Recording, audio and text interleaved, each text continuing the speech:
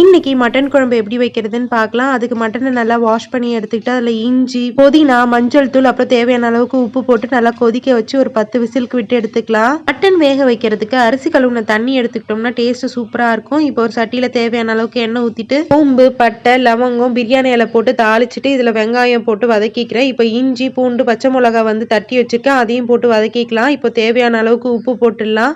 தக்காளியும் போட்டு வதக்கிக்கலாம். இப்போ தேவையான மசாலா எல்லாம் ஆட் பண்ணிடலாம். மிளகாய் தூள், மஞ்சள் தூள் நம்ம ஏற்கனவே போட்டிருக்கோம், அதனால கரம் மசாலா மட்டும் போட்டுக்கிறேன். நம்ம மட்டன் வேக வைக்கிறதுல போட்டிருக்கிறதால இதுல கொஞ்சமா போட்டா போதும். இப்ப வேக வச்ச மட்டனையும் இதுல ஊத்தி அப்படியே ஒரு 10 நிமிஷத்துக்கு மூடி வச்சிடலாம். அதுல தேங்காய், கொஞ்சமா பொட்டுக்கடலை, அப்புறம் கசகசா போட்டு நல்லா அரைச்சிக்கணும் பேஸ்டா. ஒரு 10 நிமிஷம் கொதிச்சதுக்கு அப்புறம் இப்ப அரைச்சு வச்சிருந்த தேங்காய் விழுது இதுல ஊத்திக்கணும்.